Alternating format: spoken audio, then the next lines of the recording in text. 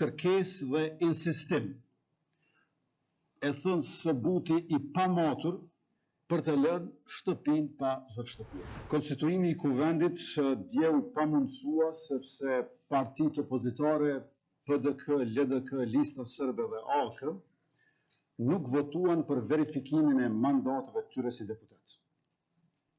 Në thelb, ata që nuk pranuan që formalisht ta marrin mandatin e deputetit, po kërkojnë nga unë që formalisht të mos jem kryeministër. Qeveria jonë, ky kabinet qeveritar, është në detyrë dhe efektivisht i dërhequr që nga 23 marsi i këtij viti, kur edhe e kemi përmbushur mandatin e rregullt dhe të plot 4 vjeçar.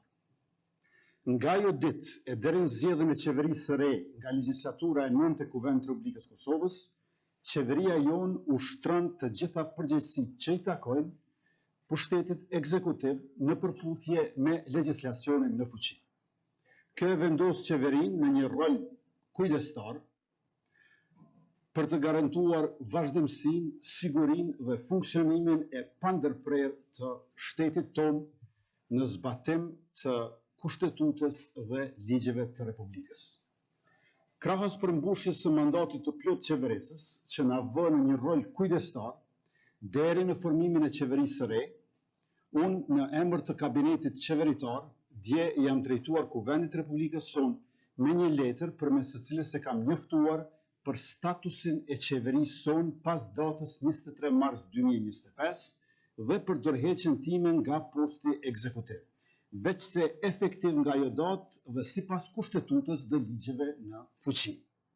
Më shumë se kaq nuk është e mundur të jepet dërheqje. Më shumë se kaq do të ishte braktisje e institucionit. Do të ishte vakum institucional, pa përgjegjësi politike dhe rrezikim i sigurisë kombëtare. Është kërkesë dhe insistim, e thënë së buti i pamatur për të lënë shtëpinë pa zot shtëpie. Të dashur qytetar, ligji për qeverinë e bën të qartë se një qeveri në dërheqje vazhdon të ushtrojë përgjegjësitë e saj në enit 30, ndonse të kufizuara në enit 31, deri në zgjedhjen e qeverisë së re. Mbledhja sot dhe ushtrimi i kompetencave të tjera qeveritare janë plotësisht të lejueshme, madje edhe të detyrueshme sipas ligjit. Pra, ne kemi funksione të kufizuara, por asesi nuk mund të ketë ndalim funksionimi. Shteti nuk mund të ketë vakum qeverisje, qeveria nuk mund të ketë ndalesë funksionimi. Kemi nga e kaluara shembullin e ish kryeministrit Thaçi që ndonse kishte dhënë betimin e deputetit në korrekt të vitit 2014, kishte vazhduar të jetë kryeminist në detyrë deri në 10 orë të atij viti kur pat votuar qeveria e re.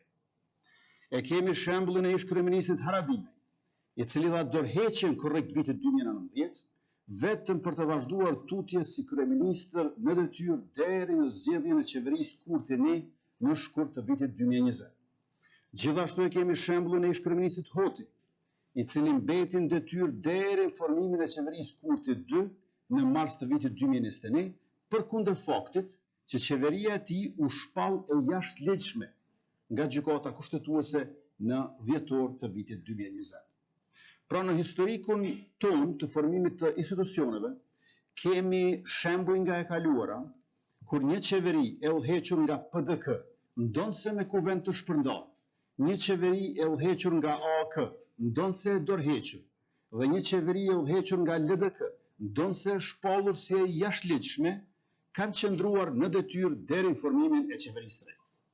Por një qeveri e udhëhequr nga lëvizja vetëvendosje, ndonse ka përmbushur mandatin e saj të rregullt 4 vjeçar, na u dashka të largohet nga zyrat e saj një orë e më parë.